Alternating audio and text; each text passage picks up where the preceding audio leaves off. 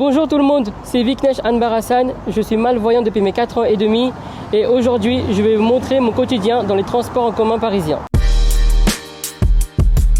Là j'ai mon téléphone dans les mains, c'est mon premier réflexe avant de sortir, je le prends pour regarder le trajet que je dois emprunter, mais du coup ça me permet d'être un peu plus autonome et de me débrouiller par moi-même pour savoir comment je dois faire pour y aller. Entrez dans la station Verne, à 25 mètres.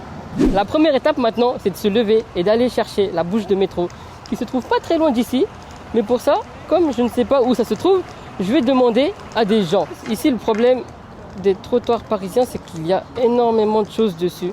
Il y a énormément de terrasses, des choses comme ça, qui nous mettent des barrières. Donc, c'est pas aussi simple que ça. Bonjour, excusez-moi, vous savez où le métro? Le métro? Oui, s'il vous plaît. Il est est pas loin. Ouais. Mais il est pas loin normalement. Il serait juste derrière vous, il faudra traverser la route. Ah, il faut traverser de l'autre côté. Ah, ça c'est une bonne chose de me dire ça. Ok. C'est déjà une première indication, merci beaucoup. Là j'ai eu de la chance, j'ai trouvé un feu sonore. Et du coup quand je peux traverser, ça fait un bruit comme ça. Le métro. Oui. Pour aller où, monsieur? La ligne 2. Ça vous va? Oui. Juste en face de vous, mais faites attention. Déjà la première étape pour trouver la bouche de métro, c'était pas simple. J'ai mis quelques temps pour trouver le composteur. Là je vais composter le ticket. Ici, c'est quoi ici? Nation. Ça, c'est Nation. Oui. Ok, super, merci beaucoup. Courcelles. Charles de Gaulle, c'est après? Non. Courcelles.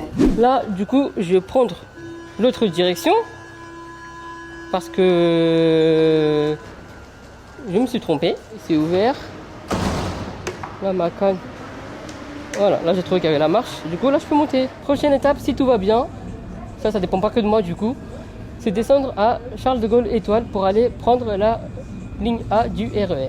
Quand le métro il ne parle pas, on prend la technique des doigts, c'est-à-dire que chaque arrêt, admettons j'ai 9 arrêts, je mets 9 doigts et chaque arrêt j'enlève un doigt. Là on est arrivé sur le quai de Charles de Gaulle, je dois me rendre à Châtelet-Léal. Du coup je dois emprunter la ligne A du RER. Je me suis rendu compte en descendant que les gens partaient à ma droite. Donc je vais aller vers la droite. Est-ce que j'ai raison ou j'ai tort? J'ai aucune idée. Vous avez besoin d'aide pour trouver votre route?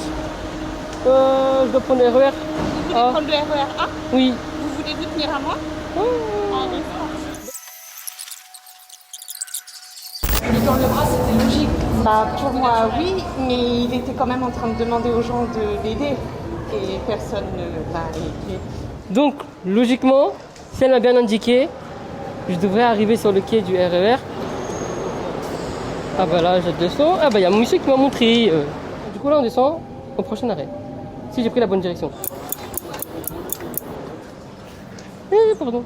À Paris, il n'y a même pas 50% des lignes qui sont adaptées. Et même parfois dans les métros qui sont là avec une synthèse vocale, des fois il y a des bugs.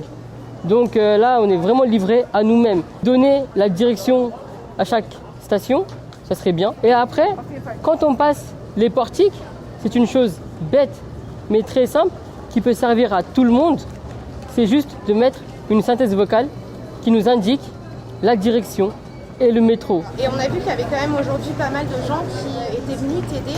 Quels sont les bons réflexes à adopter justement quand on croise quelqu'un qui atteint de déficience visuelle?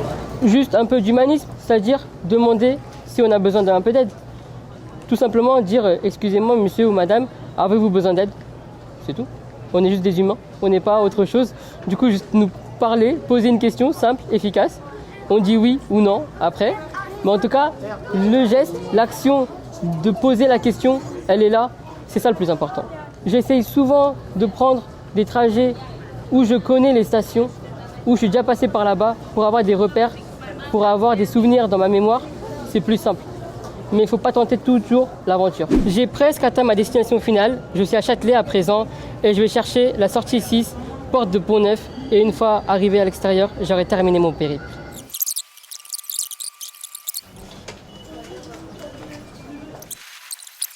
C'est quelle sortie ça s'il vous plaît? Ça c'est pour aller... c'est Place Carrée. Non. Sortie 6 c'est là-bas. Ah non, c'est ici, la 6. Ah c'est comme ça? C'est ça, ouais. La sortie 6? Ouais, c'est ça. C'est par là. Ah ouais?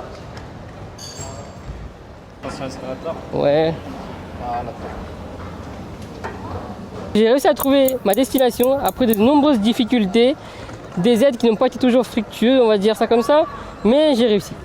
Dans la vie, en fait, je me dis que de toute façon, Il y a toujours des problèmes, mais tout le temps il y a une solution. Donc c'est comme ça qu'on y arrive.